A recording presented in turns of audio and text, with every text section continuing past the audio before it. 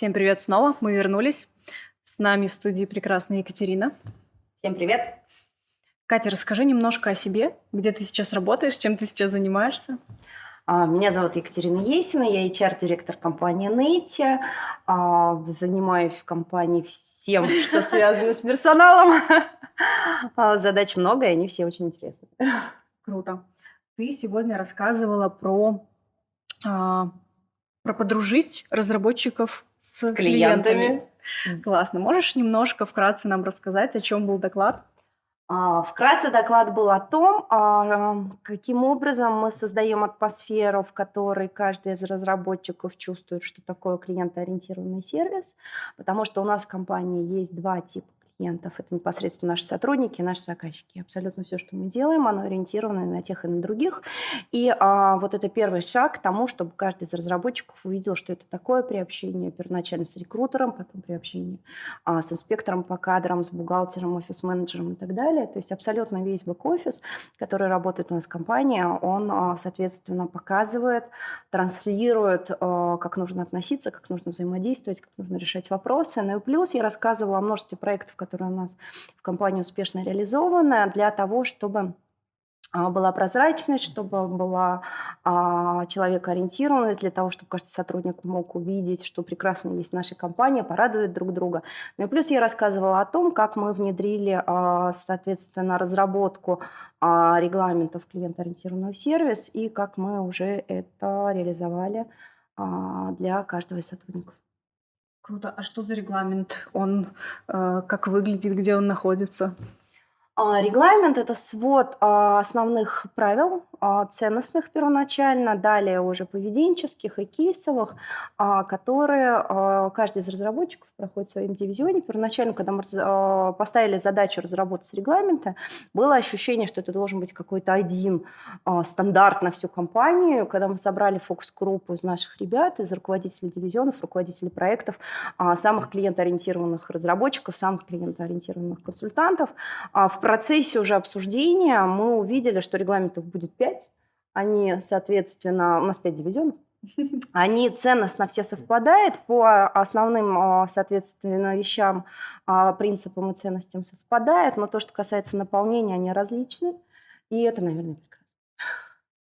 Здорово. А зачем вообще учить разработчиков клиентоориентированности? То есть для этого всю жизнь были продукт-менеджеры, которые переводят с клиентского на разработческий, а разработчики, в большинстве своем он хочет сидеть, разрабатывать и ни с кем больше не общаться. Прекрасный вопрос, спасибо за него. Да, у нас в компании есть ребята, которые общаются только с PM, больше ни с кем не общаются. Для них, соответственно, разрабатывается немножко другой стандарт. А большая часть наших ребят напрямую взаимодействует с клиентом, так или иначе, на каких-то участках работы. И очень важно, чтобы каждый из них, во-первых, понимал, то есть если это разработчик, для него должно быть четкое понимание, что я должен делать. Он должен это увидеть. Для этого, соответственно, есть опыт, который он получает при общении с нашим бэк-офисом. Он должен это понять, что он делает как раз благодаря регламенту, проведенному тренингу, итоговому тестированию обратной связи.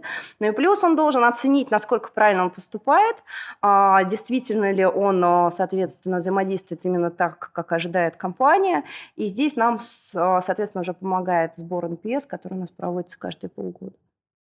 Это сходу звучит как классическая задача обеспечения качества продукта. То есть, что когда разработчик не нечто в вакууме пилит, как ему показалось правильно сделать, да, а когда есть, скажем так, есть отдел QA, да, то есть именно quality assurance, не что-то там, а именно quality, который анализирует запрос от клиента, там, внутреннего, внешнего, здесь неважно, да, формирует какой-то набор требований и дальше следит, чтобы они соблюдались, чтобы разработка не пошла по пути «хотим синенькое». Вы знаете, здесь, наверное, в принципе, алгоритм, который вы проговорили, он абсолютно живой, и мы очень во многом совпадаем. Просто то, что прозвучало сейчас у вас, что вам дали какую-то инструкцию, а там сзади, соответственно, дядя стоит с кнутом, который вас будет обижать. Так не работает. Так нет, почему с кнутом? То есть, если это его коллега, и они должны оба быть заинтересованы во взаимодействии. Смотрите, должны, везде, где появляется должны, нам становится очень грустновато. То, что, соответственно, работает в нашей компании, то, над чем мы уже более 11 лет работаем, чтобы у каждого возникло понимание и потребность работать именно в таких, соответственно, рамках. И если человек видит такое отношение к себе, он чувствует, что такое отношение дает ему как человеку, как сотруднику, как коллеге, ему гораздо легче понять, для чего нужно вот именно в таком формате взаимодействовать с клиентами, взаимодействовать с коллегами. То есть невозможно там с коллегой быть одним, а с клиентом быть другим. Ну, может быть, и возможно, но где-то человек должен быть не совсем честным, скажем так. И то, над чем мы работаем, мы показываем как раз, что вот в таком формате только счастливый сотрудник может сделать счастливым клиента. И если он чувствует себя уверенно, если он чувствует себя в безопасности внутри своей компании, если он без проблем может сказать о любой сложности, проблеме, недопонимании, ну, вот о чем угодно своему руководителю, либо там вплоть до основателя компании, у него тогда нет ощущения, которое вы описали, что если я оступился, там дядя меня обидит. Вот. То, что внедряется в компании, то, в каком информационном поле мы все живем, что если тебе что-то некомфортно и есть какая-то проблема, быстрее говори, потому что вот сзади тебя толпа людей, которые хотят тебе помочь. И вот если вы смогли внедрить вот именно данное понимание, и при этом каждый сотрудник чувствует себя в безопасности, это проверяется. То есть просто так вам на слово никто не будет верить, что у вас там глазки голубенькие, поэтому вот все будет именно так. Нет, это вырабатывается на протяжении долгого времени. И так или иначе, каждый вновь пришедший, он должен увидеть, что здесь это работает, что если я оступился, меня обязательно поддержат те, кто, соответственно, стоит за моей спиной. После этого все идет гораздо легче. А на моменте внедрения не было вот какого-то сопротивления? Ну, то есть я пришел, меня проверили на технические скиллы, а теперь мне еще какую-то вот эту дичь впаривают, да еще меня по ней проверять потом будут. Хороший вопрос. Во-первых, первоначально, даже до внедрения этих стандартов, у нас с момента основания компании, как я проговорила, что есть два типа клиентов, соответственно, это сотрудники и есть клиенты. Так или иначе, в фрейме клиентоориентированного сервиса мы работаем 11 лет. Просто если ранее это были формат «скорее делай, как я», когда каждый руководитель рассказывал, что вот я делаю вот так, вот в такой-то ситуации мы поступаем таким образом, вот прочитай вот такую книжку по клиентскому сервису, мы с тобой потом ее обсудим, мы разберем какие-то кейсы, мы разберем стандартные там факапы, которые возникают и так далее.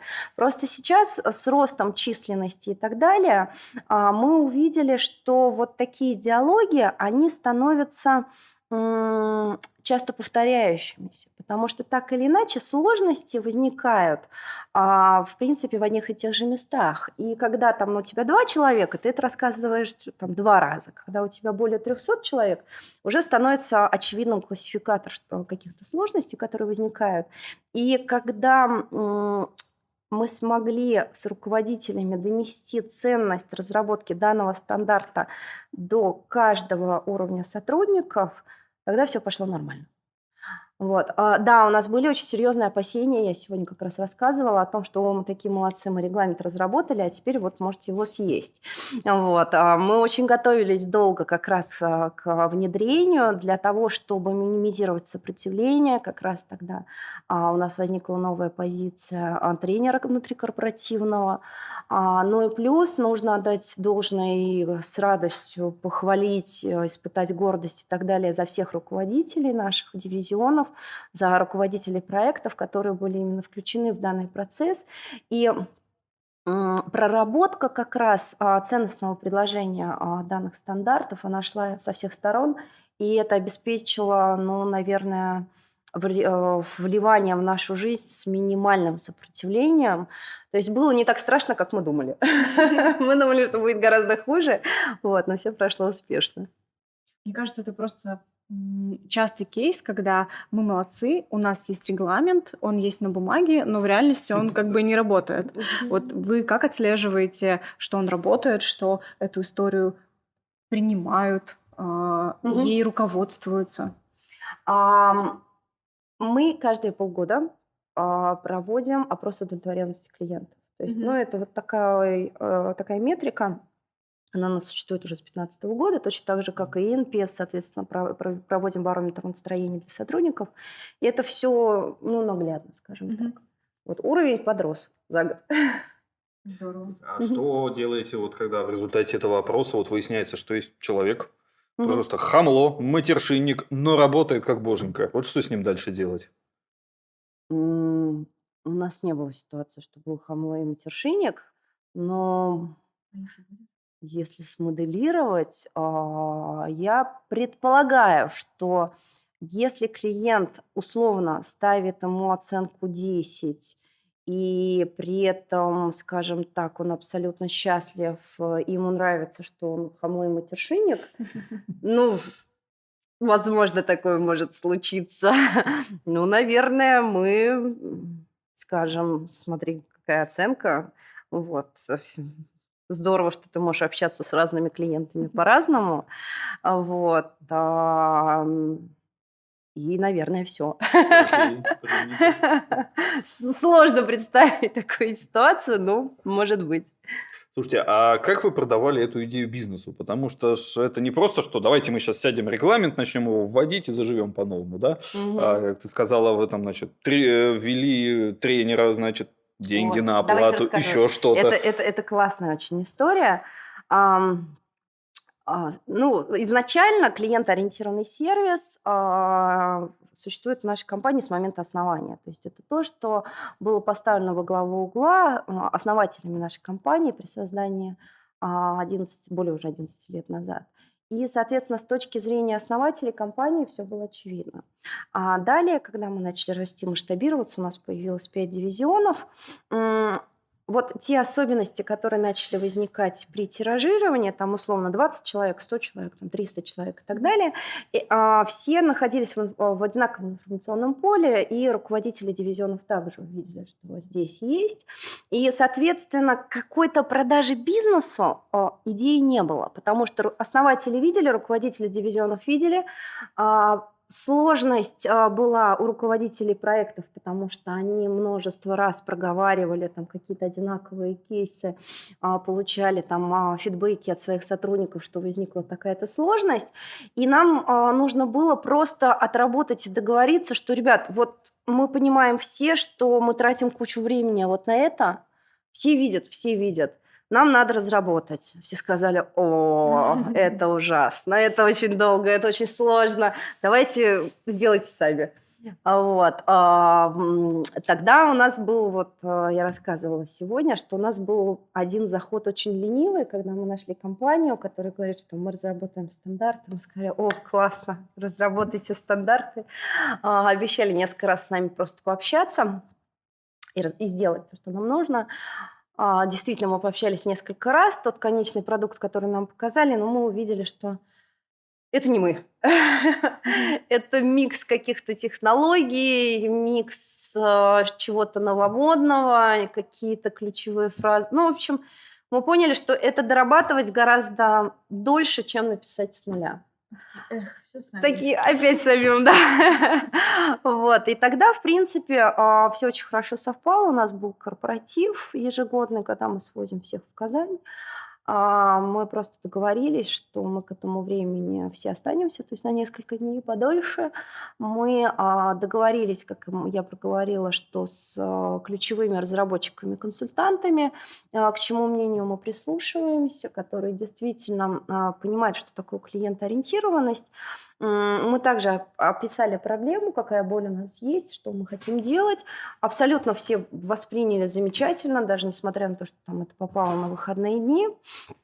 3 дня отработали, соответственно, в группе. Потом у нас было еще несколько встреч в онлайне. Потом мы это все отдали редактору. И, в принципе, вот таким образом регламент появился. Круто. Здорово. Катя, спасибо, что поделилась своим опытом. Всем Было классно спасибо. общаться.